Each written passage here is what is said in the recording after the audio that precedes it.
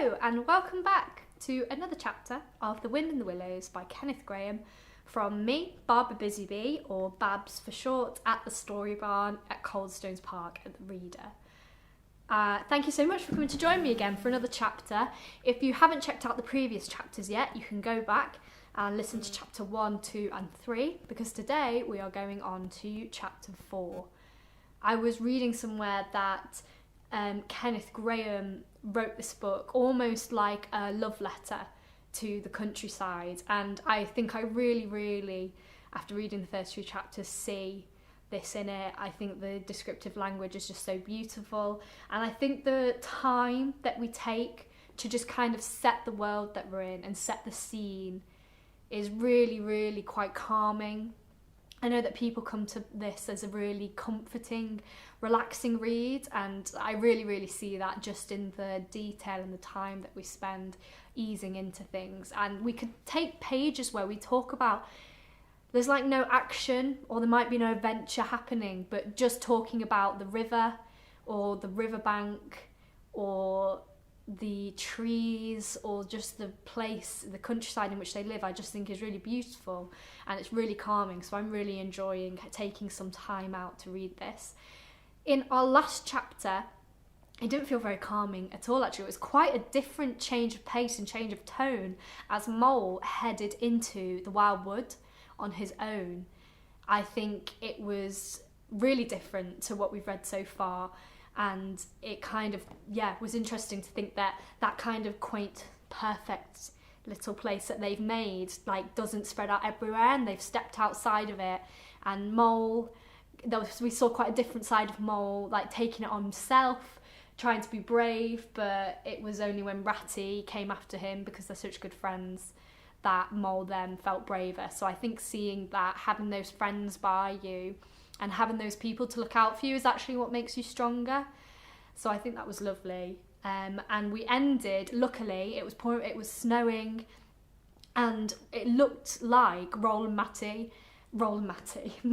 Ratty weren't going to make it out, and we didn't know what was going to happen. And luckily, they stumbled upon Mr. Badger's house. So I'm really excited we're going to finally get to meet Mr. Badger.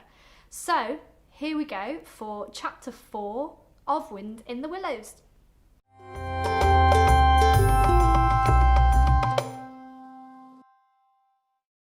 Chapter 4, Mr. Badger.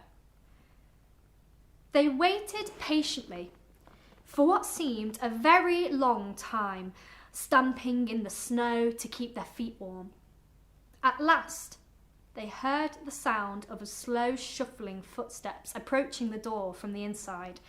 It seems, as the Mole remarked to the Rat, like someone walking in carpet slippers that were too large for him and down at heel, which was intelligent of Mole, because that is exactly what it was. There was the noise of a bold shot back, and the door opened a few inches, enough to show a long snout and a pair of sleepy, blinking eyes. "Now, the very next time this happens," said a gruff and suspicious voice, "I shall be exceedingly angry. Who is it this time, disturbing people on such a night? Speak up!" "Oh, Badger," cried the Rat, "let us in, please. It's me, Rat, and my friend Mole, and we've lost our way in the snow." "What? Ratty, my dear little man," exclaimed the Badger in quite a different voice. "Come along in, both of you at once. Why, you must be perished. Well, I never, lost in the snow, and with the wild wood too, and at this time of night. But come in with you." The two animals tumbled over each other in their eagerness to get inside, and heard the door shut behind them with great joy and relief. The Badger, who wore a long dressing gown, and whose slippers were indeed down at heel, carried a flat candlestick with his paw, and had probably been on his way to bed when their summons sounded. He looked kindly down on them and patted both their heads. "This is not the sort of night for animals to be out," he said, paternally. "I'm afraid you've been up to some of your pranks again, Ratty." But come into the kitchen. There's a first-rate fire there, and supper and everything. He shuffled on in front of them, carrying the light, and they followed him, nudging each other in an anticipating sort of way, down a long, gloomy, and to tell the truth, decidedly shabby passage, in a sort of central hall out of which they could dimly see other long tunnel-like passages mysterious and without apparent end. But there were doors in the hall as well, stout, oaken, comfortable-looking doors. One of these the black badger flung open, and at once they found themselves in all the glow and warmth of a large firelit kitchen. The floor was well-worn red brick, and on the wide hearth burnt of a fire of logs, between two attractive chimney corners tucked away in the wall, well out of any suspicion of draught. A couple of high-backed settles facing each other on either side of the fire gave further sitting accommodation for the socially disposed. In the middle of the room stood a long table of plain boards placed on trestles, with benches down either side. At one end of it, where an armchair stood pushed back, were spread the remains of the badger's plain but ample supper. Rows of spotless plaice winked from the shelves of the dresser at the far end of the room, and from the rafters overhead hung hams, bundles of dried herbs, nets of onions, and baskets of eggs. It seemed a place where the heroes could fitly feast after victory, where weary harvesters could line up in scores along the table and keep their harvest home with mirth and song, or where 2 or 3 friends of simple tastes could sit as they pleased and eat and smoke and talk in comfort and contentment. The ruddy brick floor smiled up at the smoky ceiling. The oaken settles, shiny with long wear, exchanged cheerful glances with each other. Plates on the dresser grinned at pots on the shelf, and the merry firelight flickered and played over everything without distinction. The kindly badger thrust themselves down on a settle to toast themselves at the fire, and bade them remove their wet coats and boots. Then he fetched them dressing gowns and slippers, and himself bathed the moles shine with warm water and mended the cut with sticking plaster until the whole thing was just good as new, if not better. In the embracing light and warmth, warm and dry at last, with weary legs propped up in front of them and a suggestive clink of plates being arranged on the table behind, it seemed to the storm-driven animals now in safe anchorage that the cold and trackless wild wood just left outside was miles and miles away, and all that they had suffered in a half-forgotten dream. When at last they were thoroughly toasted, the badger summoned them to the table, where he'd been busy laying a repast. They had felt pretty hungry before, but when they actually saw at last the supper that was spread for them, really it seemed only a question of what they should attack first where it was all so attractive, and whether the other things were obligingly wait for them till they had time to give them attention. Conversation was impossible for a long time, and when it was slowly resumed, it was that regrettable sort of conversation that results from talking with your mouth full. The badger did not mind that sort of thing at all, nor did he take any notice of elbows on the table or everybody speaking at once, and he did not go into society himself. He had got an idea that all these things belonged to the things that didn't really matter. We know, of course, that he was wrong, and took too narrow a view, because they do matter very much, though it would take too long to explain why. He sat in his armchair at the head of the table and nodded gravely at intervals as the animals told their story, and he did not seem surprised or shocked at anything. And he never said, "I told you so," or "just what I always said," or remarked that they ought to have done so and so, or ought not to have done something else. The mole began to feel very friendly towards him.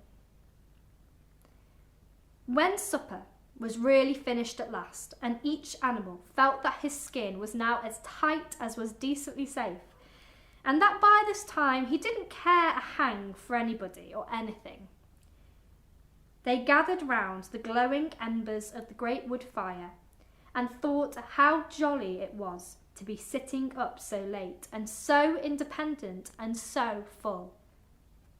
And after they had chatted for a time about things in general, the badger said heartily, "Now then, tell us the news from your part of the world. How's old Toad going on?"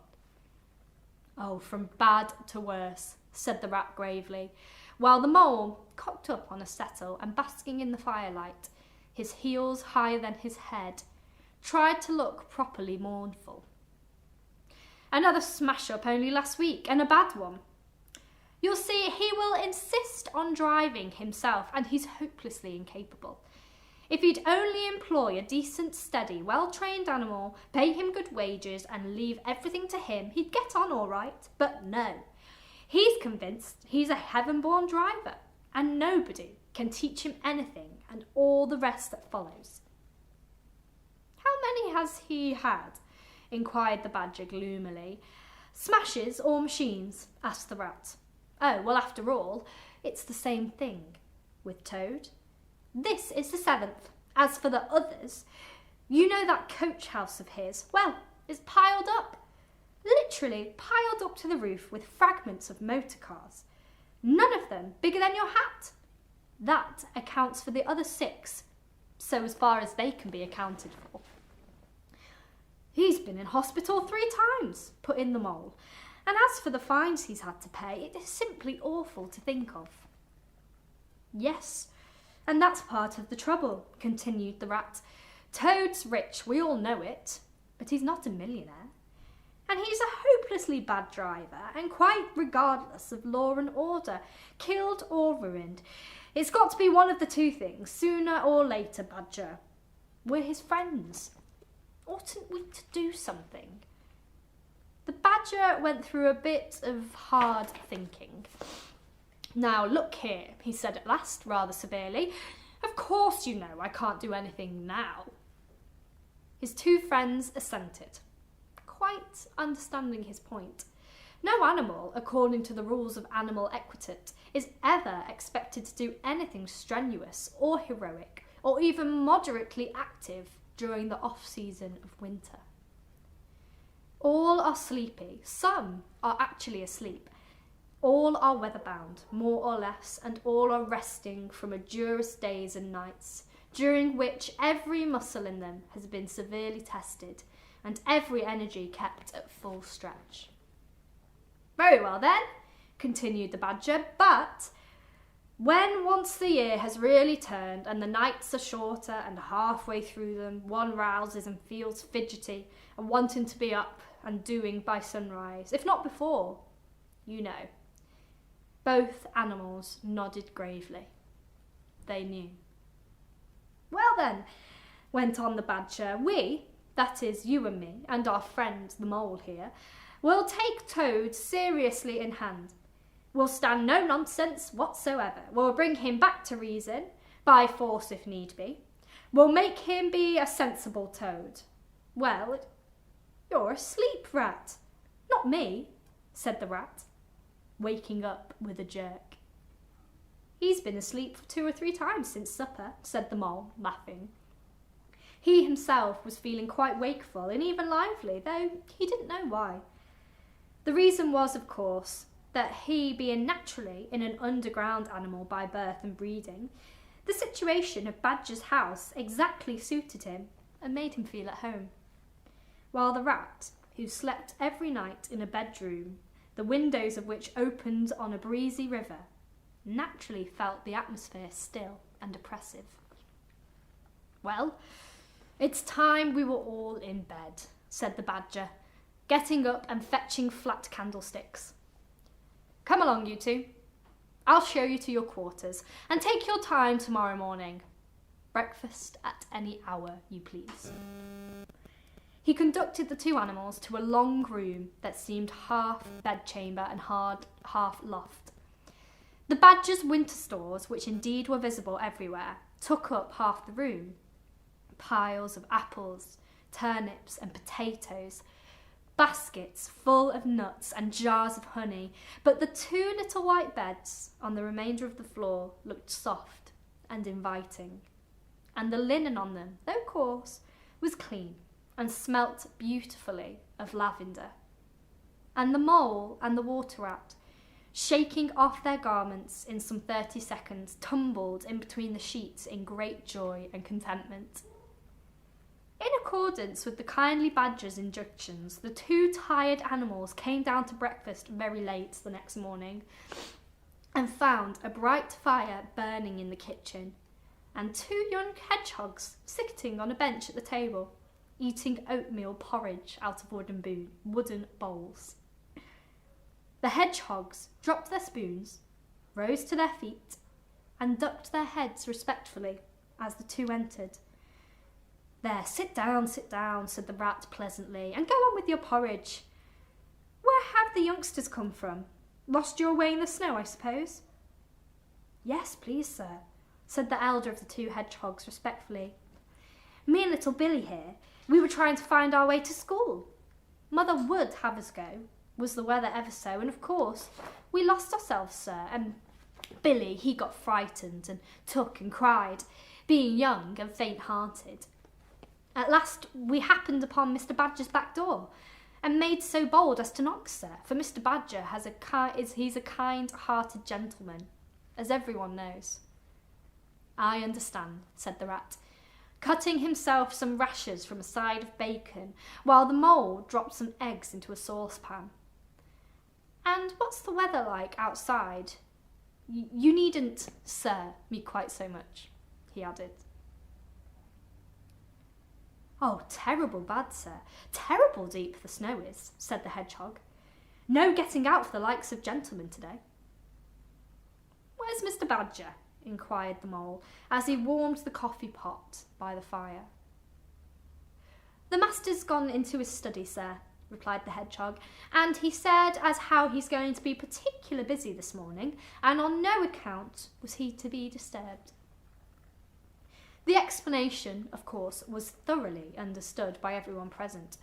The fact is, as already set forth, when you live a life of intense activity for 6 months in the year, and of comparative or actual solvenance for another 6, during the latter period, you cannot be continually pleading sleepiness when there are people about or things to be done. The excuse gets monotonous. The animals well knew that Badger, having eaten a hearty breakfast, has retired to his study and settled himself in his armchair with his legs up on another and a red cotton handkerchief over his face, and was being busy in the usual way at this time of year. The front doorbell clanged loudly, and the rat, who was very greasy with buttered toast, sent Billy, the smaller hedgehog, to see who it might be. There was a sound of much stamping in the hall, and presently Billy returned in front of the otter, who threw himself on the rat with an embrace and a shout of affectionate greeting. "Get off," spluttered the rat with his mouth full. "Thought I should find you here all right," said the otter cheerfully. "They were all in a great state of alarm along Riverbank when I arrived this morning. Rat had never been home all night, nor Mole either. Something dreadful must have happened, they said. And the snow had covered up all your tracks, of course. But I knew that when people were in a fix, they mostly went to the Badger. Or else Badger got to know it of somehow, so I came straight off here, through the wild wood and the snow. My, it was fine. Coming through the snow as the red sun was rising and showing against the black tree trunks. As you went along in the stillness, every now and then masses of snow slid off the branches suddenly with a flop, making you jump and run for cover. Snow castles and snow caverns had sprung up out of nowhere in the night, and snow bridges, terraces, ramparts. I could have stayed and played with them for hours. Here and there, great branches had been torn away by the sheer weight of the snow, and robins perched and hopped on them in their perky, conceited way, just as if they had done it themselves. A ragged string of wild geese passed overhead, high on the grey sky, and a few rooks whirled over the trees, inspected, and flapped off homewards with a disgusted expression. But I met no sensible being to ask the news of. About halfway across, I came on a rabbit sitting on a stump, cleaning his silly face with his paws. He was a pretty scared animal when I crept up behind him and placed a heavy forepaw on his shoulder. I had to cuff his head once or twice to get any sense out of it at all. At last, I managed to extract from him that the mole had been seen in the wild wood last night by one of them. It was the talk of the burrows, he said, how Mole, Mr. Rat's particular friend, was in a bad fix, how he had lost his way, and they were up and out hunting, and were chivying him round and round. Then, why didn't any of you do something? I asked. You mayn't be best with brains, but there are hundreds and hundreds of you, big, stout fellows, as fat as butter, and your burrows running in all directions, and you could have taken him in and made him safe and comfortable, or tried to do so at all events. What? Us? He merely said. Do something? Us, rabbits? So I cuffed him again and left him. There was nothing else to be done. At any rate, I had learnt something. And if I had the luck to meet any of them, I'd have learnt something more, or they would. Weren't you at all, nervous? Asked the mole, some of yesterday's terror coming back to him at the mention of the wild wood. Nervous? The otter showed a gleaming set of strong white teeth as he laughed. I'd give 'em nerves if any of them tried anything on with me. Here, Mole, fry me some slices of ham, like the good little chap you are. I'm frightfully hungry. I've got any amount to say to Ratty here. Haven't seen him for an age. So, the good-natured mole, having cut some slices of ham, set the hedgehogs to fry it, and returned to his own breakfast, while the otter and the rat, their heads together, eagerly talked river shop, which is long shop, and talk that is endless, running on like a babbling river itself.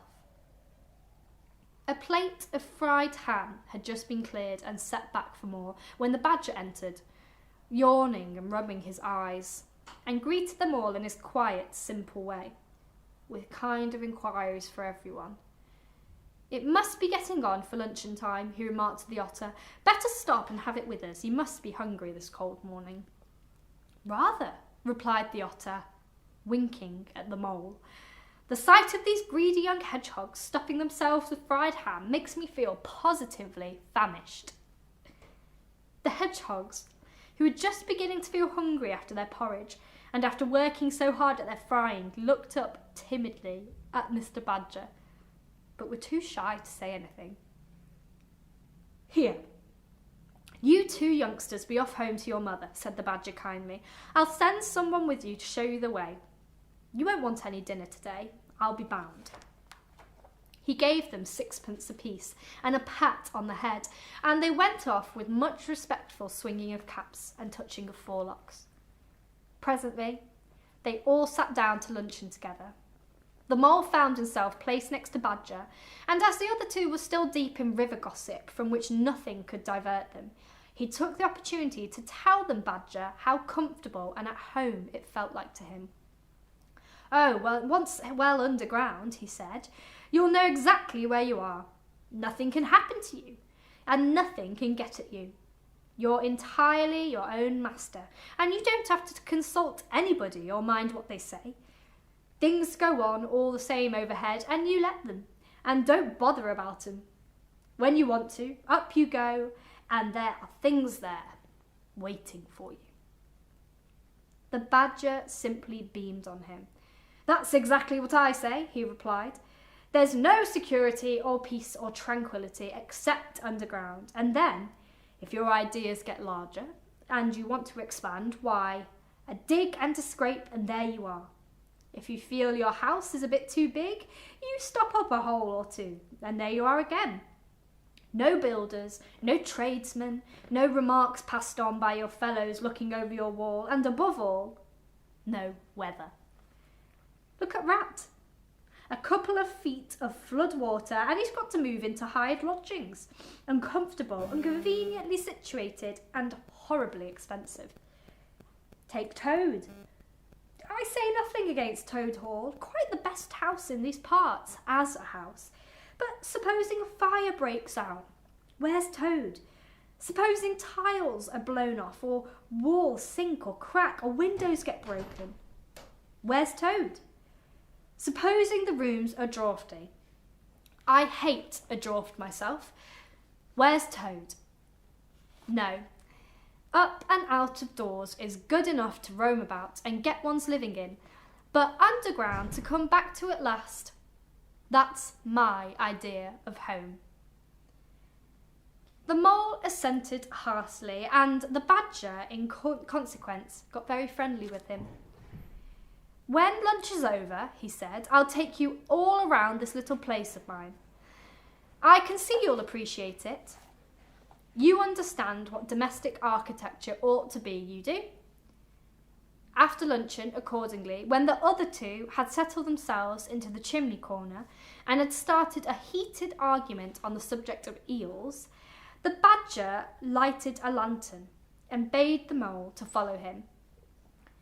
Crossing the hall, they passed down one of the principal tunnels, and the wavering light of the lantern gave glimpses on either side of rooms both large and small. Some mere cupboards, other nearly as broad and impossible as Toad's dining hall. A narrow passage at right angles led them into another corridor, and here the same thing was repeated. The mole was staggered at the size, the extent, the ramifications of it all, at the length of the dim passages, the solid vaultings of the crammed store chambers, the masonry everywhere, the pillars that arches the pavements. How on earth, Badger, he said at last, did you ever find the time and strength to do all of this? It's astonishing. It would be astonishing indeed, said the badger, simply if I had done it. But as a matter of fact, I did none of it. Only cleaned out the passages and chambers, as far as I had need of them. There's a lot more of it, all round about. I see you don't understand, and I must explain it to you. Well, very long ago, on the spot where the wild wood waves now, before it had ever planted itself and grown up to what it is now, there was a city. A city of people, you know. Here, where we're standing. They lived and walked and talked and slept and carried on their business. Here they stabled their horses and feasted. From here they rode out to fight or drove out to trade. They were powerful people and rich and great builders. They were built to last, for they thought their city would last forever. But what has become of them all? Asked Mole. Who can tell? Said the badger. People come, they stay for a while, they flourish, they build, and they go. It is their way. But we remain. There were badgers here, and I've been told long before that the same city ever came to be, and now there are badgers here again. We are an enduring lot, and we may move out for a time, but we wait and are patient, and back we come, and so it will ever be. Well, and when they went at last, those people, said Mole. When they went, continued the badger, the strong winds and persistent rains took the matter in hand patiently, ceaselessly, year after year. Perhaps we badgers too, in our own small way, helped a little. Who knows? It was all down, down, down. Gradually, ruin and levelling and disappearance. Then it was all up, up, up. Gradually, as seeds grew to saplings, and saplings to forest trees, and bramble and fern came creeping in to help, leaf mould rose and obliterated. Streams in their winter freshets brought sand and soil and clog and to cover, and in course of time our home was ready for us again, and we moved in, up above us, on the surface. The same thing happened. Animals arrived, like the look of the place, took up their quarters, settled down, spread and flourished. They didn't bother themselves about the past. They never do. They're too busy. The place was a bit humpy and hill-trocky, naturally, and full of hoes, but that was rather an advantage, and they don't bother about the future either. The future when perhaps the people will move in again for a time, as may very well be. The wild wood is pretty well populated by now, with the usual lot. Good, bad and indifferent. I name no names. It takes all sorts to make a world, but I fancy you know something about them yourself this time. I do indeed, said the mole, with a slight shiver. Well, well, said the badger, patting him on the shoulder. It was your first experience of them, you see. They're not so bad, really, and we must all live and let live. But I'll pass the word round tomorrow, and I think you'll have no further trouble. Any friend of mine walks where he likes in this country, or I'll know the reason why. When they got back to the kitchen again, they found the rat walking up and down, very restless. The underground atmosphere was oppressing him and getting on at his nerves, and he seemed really to be afraid that the river would run away if he wasn't there to look after it. So he had his overcoat on and his pistols thrust into his belt, and again, "Come along, Mole," he said anxiously, as soon as he caught sight of them. "We must get off while it's daylight. Don't want to spend another night in the wild wood again." "It'll be all right, my fine fellow," said the otter. "I'm coming along with you, and I know every path blindfolded. And if there's a head that needs to be punched, you can confidently rely upon me to punch it." "You really needn't fret, Ratty," asked the badger, placidly. "My passages run further than you think, and I've bolted holes to the edge of the wood in several directions, though I don't care for everybody to know about them. When you really have to go, you shall leave by one of my shortcuts. Meantime, make yourself easy and sit down again." The rat was nevertheless still anxious to be off and attend to his river, so the badger, taking up his lantern again, led the way along a damp and airless tunnel that wound and dipped, part vaulted, part hewn through a solid rock, for a weary distance that seemed to be miles. At last, daylight began to show itself confusedly through tangled growth overhanging in the mouth of the passage, and the badger, bidding them a hasty goodbye, pushed them hurriedly through the opening, made everything look as natural as possible again, with creepers, bushwood, and dead leaves, and retreated. They found themselves standing on the very edge of the wild wood. Rocks and brambles and tree roots behind them, confusedly heaped and tangled. In front, a great space of quiet fields, hemmed by the lines of hedges, black on the snow, and far ahead a glint of the familiar old river, while the wintry sun hung red and low in the horizon. The otter, as knowing all the paths, took charge of the party, and they trailed out on a bee-line for a distant stile. Pausing there a moment and looking back, they saw the whole mass of the wild wood, dense, menacing, compact, grimly set in vast white surroundings. Simultaneously, they turned and made swiftly for home, for firelight and the familiar things it played on, for the voice sounding cheerily outside their window of the river that they knew and trusted in all its moods, that never made them afraid with any amazement. As he hurried along, eagerly anticipating the moment where he would be at home again among the things he knew and liked, the mole saw clearly that he was an animal of tilled field and hedgerow, linked to the ploughed furrow, the frequent pasture, the lane of evening lingerings, the cultivated garden plot. For others, the asperities, the stubborn endurance, or the clash of actual conflict that went with nature in the rough. He must be wise, must keep to the pleasant places in which his lines were laid and which his held adventure enough, in their way, to last for a lifetime. And that is where our chapter ends, and that's the end of chapter 4. That was a really warm, comfortable, calming chapter, wasn't it? I think I really liked how we finally got to meet Badger, and in previous chapters it seemed that Badger was quite antisocial. So we had a moment, I think it was in chapter 1, where Badger saw them briefly but he just left because he wasn't interested in being social. And there was also times when Rat decided to not go and see Badger even though Mole wanted to.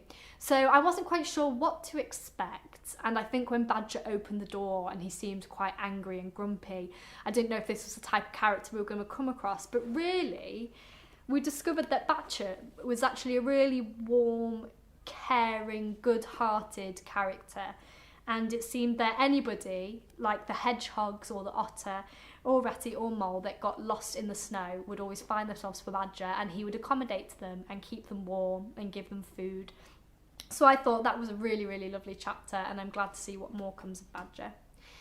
I was also really interested in the way that when they talked about Toad, and when they talked about Toad with his motor car and how he's constantly smashing things up, and they all find that really quite frustrating.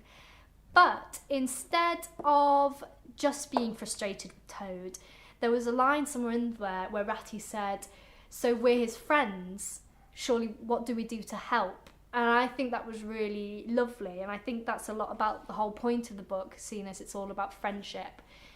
I wonder if you can think of a way that Ratty and Mole and Badger might be able to help Toad in the chapters that are coming up. And maybe you can think of a time when you might have a friend might have been doing something that might have been frustrating you, but instead of just being frustrated with them, you think because you're a friend, actually it's your responsibility to help them, and how could you do that? So I think that would be something to think about before we move on to the next chapter, on to chapter 5. So thank you so much for joining us. I can't wait to see what lies ahead. Have a wonderful rest of your day or your evening, and I will see you again tomorrow for chapter 5.